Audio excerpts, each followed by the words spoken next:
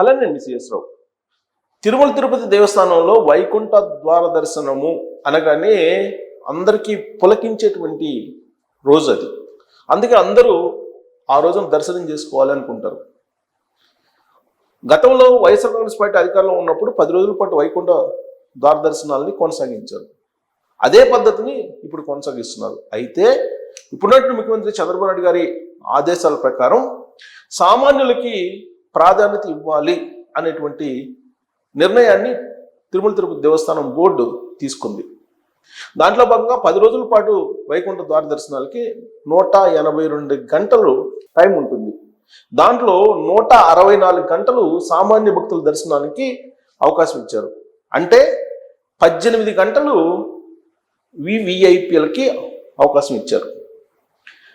గంటకి ఎంతమంది దర్శనం చేసుకుంటారని తెలుసు. అలాగే ఒక విఐపి వెళ్తే కనుక ప్రోటోకాల్లో ఆ విఐపి ప్రోటోకాల్ దర్శనానికి ఎంత టైం పడుతుందో అదంతా క్యాలిక్యులేట్ చేసి ఒక విఐపి దర్శనానికి 25 మంది సామాన్య భక్తులు దర్శనం చేసుకోవచ్చు అని చెప్పి ఒక లెక్క వేశారు. దాని ప్రకారం 18 గంటలు టైం ఇచ్చారు వివిఐపీలకి. 18 × 25 వేయండి, 450 మందికి దర్శనం చేసుకోవచ్చు వివిఐపీలు. అది కూడా వాళ్ళు సొంతగా రావాలి, వాళ్ళు సిఫారసు చేసినటువంటి లెటర్స్ చెల్లవు అని చెప్పారు.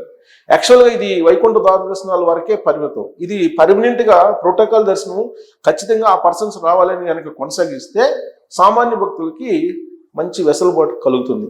అందుకే మనం తిరుమల వివిఐపి 450 అని పెట్టాం. వైకుంఠ దర్శనానికి వాళ్ళు చెప్తున్న లెక్క ప్రకారం అయితే 450 మందే. ఇది 18 గంటలు టైం ఇస్తారు కాబట్టి, సో 18 అంటే 25 మంది దర్శనం చేసుకుంటారు ఒక విఐపి దర్శనానికి. సో దాని లెక్కన 450 మందికి సుమారుగా ఇవ్వచ్చు 18 గంటలు 10 రోజుల పాటు. సో ఇప్పుడు దానికి సంబంధించిన కొన్ని కీలకమైన నిర్ణయాలు తీసుకుంది తిరుమల తిరుపతి దేవస్థానం బోర్డు. ఈ బోర్డు తీసుకున్న నిర్ణయాలు కనుక చూస్తే నిజంగా అప్రిషియేట్ చేయాలి. తొక్కిసలాట్ ఏమీ లేకుండా వైకుంఠ ద్వార దర్శనాలని లక్కీ డీప్ ద్వారా తీస్తూ ఉన్నారు. ఇదొక కొత్త సిస్టమ్. ఈ కొత్త సిస్టమ్ ద్వారా ఎలాంటి తొక్కిసలాట్ లేకుండా వైకుంఠ ద్వార దర్శనాలని సామాన్యులు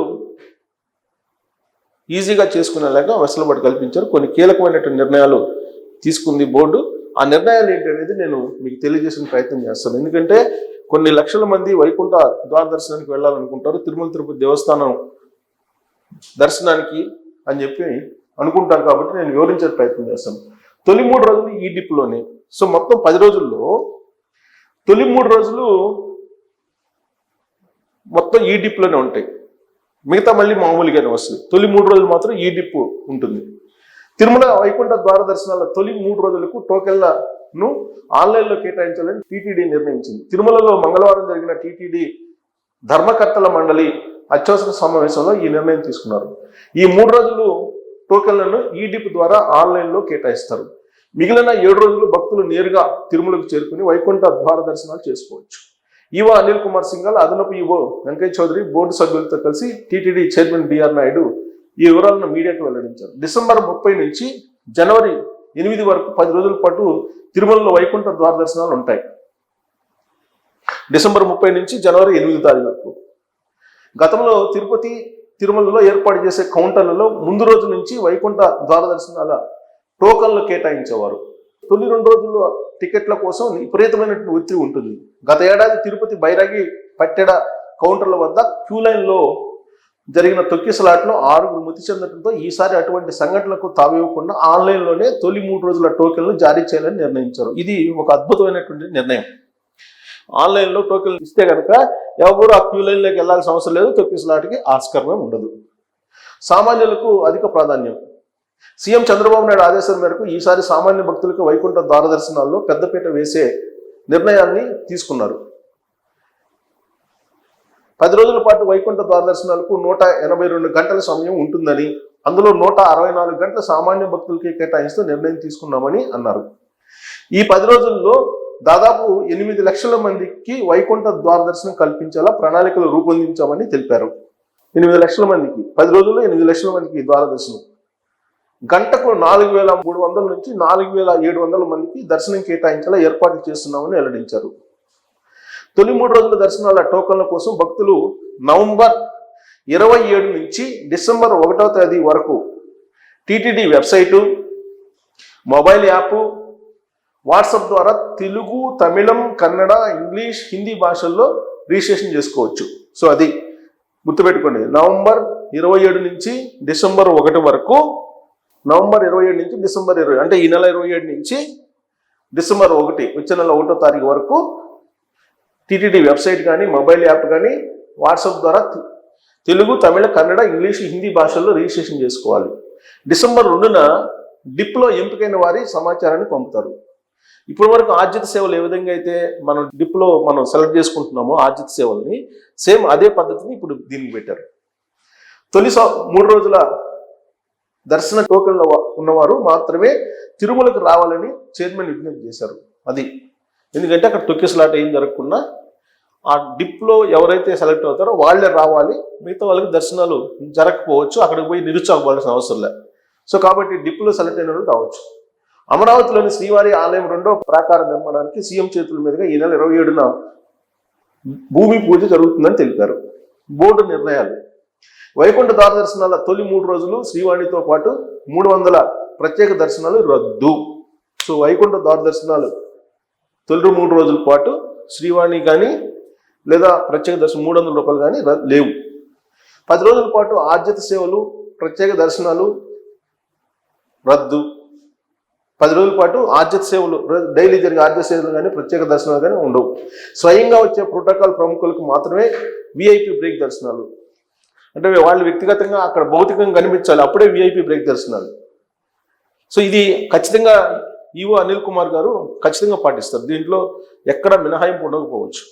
ఆయన గురించి నాకు తెలుసు కాబట్టి నేను అంచనా వేస్తున్నాను. బహుశా ఇప్పుడు ఏమన్నా మారేమో, నాకైతే ఆయన జాయింట్ కలెక్టర్గా గుంటూరులో ఉన్నప్పుడు తెలుసు. బట్ ఆయన బోర్డు తీసుకున్న నిర్ణయాలని ఇంప్లిమెంట్ చేయాల్సింది ఆయనే. బోర్డు తీసుకున్న నిర్ణయాలని ఎగ్జిక్యూట్ చేయాల్సింది ఆయనే.